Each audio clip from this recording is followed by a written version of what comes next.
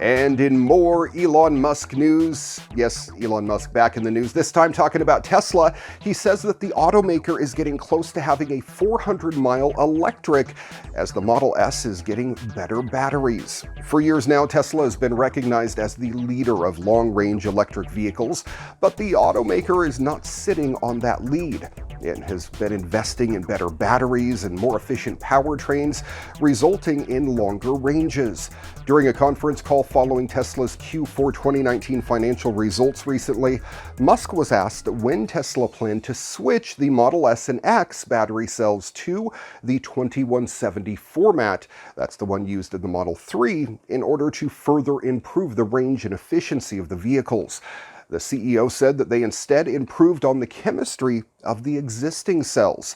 Musk said that he expects the Model S to soon have 400 miles of range on a single charge. Tesla currently lists the longest range version of the Model S as having 373 miles of range.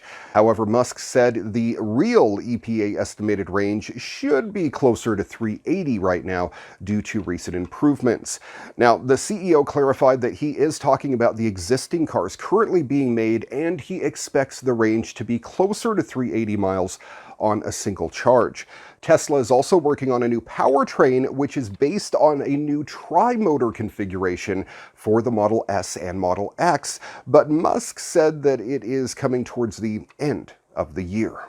I'm kind of excited about this. I'm really hoping they don't mess it up, though. GMC will revive the Hummer as a 1,000 horsepower electric truck. I know, I'm a bit excited.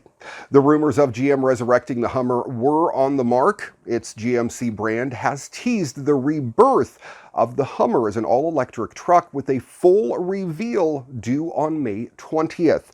Now, the company isn't showing much of the EV at this stage, but it's already willing to brag. It estimates that the new Hummer will have 1,000 horsepower, a peak of 1,500 foot-pounds of torque, and a 0 to 60 mile per hour time of around 3 seconds. This could easily be a competitor for the tri-motor version of Tesla's Cybertruck, to put it another way. Unfortunately, you'll have to wait a while. As you might have noticed in the disclaimer, GMC expects to make its electric Hummer available sometime in 2021. This teaser is about whetting appetites. A longer 30-second spot is expected to air during the Super Bowl, not to mention countering the buzz for the Cybertruck, Rivian's R1T, and Ford's eventual electric pickup. Still, the announcement represents a symbolic turnaround for the Hummer badge and GM as a whole. The original civilian Hummer, the H1, was meant to capitalize on the post-Gulf War fervor and represented 90s excess between its enormous size and horrible fuel economy. It was practically designed to hurt the environment. Successive models like the H2 and H3 weren't much better, and the series was often characterized by sluggish performance on top of it. The electric revival isn't likely to be modest by any stretch, but it'll be far gentler to the planet, even as it offers power its gas-guzzling predecessors could never have achieved. Researchers at Caltech and Stanford University want to turn jellyfish into deep-sea explorers that could be directed around the ocean, recording info as they travel. Now, in a paper published in the journal Science Advances, the team explains how they've developed a tiny microelectronic prosthetic that can be attached to jellyfish, causing them to swim faster and more efficiently. Now, the device, about 2 centimeters in diameter, is hooked to the jellyfish with a wooden barb.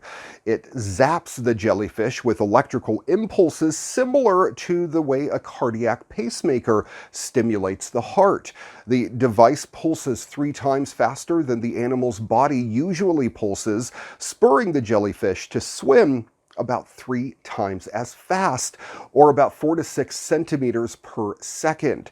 The jellyfish in the experiment only consume twice as much energy, indicating that the device makes them more efficient too. Now, the researchers say that they carefully monitored the jellyfish to ensure that they weren't harmed. Jellyfish do not have a brain or pain receptors, but they can secrete mucus when stressed.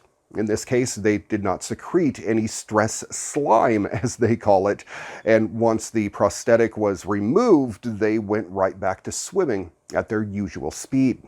Now that scientists can speed jellyfish up, they want to figure out a way to direct their swimming too, so that they can be guided around the ocean on research missions. According to the team, the prosthetic-equipped jellyfish are over 1,000 times more efficient than swimming robots are, and they're already abundant in the oceans. Plus, they find their own fuel and can travel into deep submarine trenches. Only 5 to 10% of the volume of the ocean has been explored, so we want to take advantage of the fact that jellyfish are everywhere already to make a leap from ship-based measurements, which are limited in number due to their high cost, says Caltech's John Debris. If we can find a way to direct these jellyfish and also equip them with sensors to track things like ocean temperature, salinity, oxygen levels, and so on, well, we could create a truly global ocean network where each of the jellyfish robots costs a few dollars to instrument and feeds themselves energy from prey already in the ocean. It's a fascinating idea, a little bit scary if you ask me too. Researchers have long looked to jellyfish for insight, whether that be for better ways to design underwater crafts or inspiration for medical treatments and devices. Back in 2013, a team from Virginia Tech created Cryo, a man-sized jelly bot that mimics the creature's movements and could be used for underwater Navy surveillance or ocean cleanup. And thanks to noodly robot fingers, scientists are getting better at handling the animals without damaging them. In Japan, Nintendo has won an intellectual property infringement court case against go-kart operator Mari Mobility. We talked about this on the program last year. It's the company that was formerly named Maricar. Mari Mobility was found guilty of infringing on Nintendo's intellectual property. The go-karting company's original name resembles Mario Kart, and it also has offered Nintendo-themed costumes for customers to wear. Unrelated to Nintendo was written on Mari Mobility's carts. More recently, the company has rebranded its service as Street Kart, providing superhero-themed outfits. The official site reads, translated, "We at Street Kart is providing our service as usual. Street Kart is fully complied through local governing laws in Japan. Street Kart is in no way a reflection of Nintendo, the game Mario Kart. We do not provide rental costumes of Mario series." The service has been a popular tourist attraction. There have, however, been incidents of tourists crashing these karts. Nintendo was originally awarded 10 million yen, but Mari Mobility unsuccessfully appealed. And according to Inside, the latest verdict has increased the amount to 50 million yen.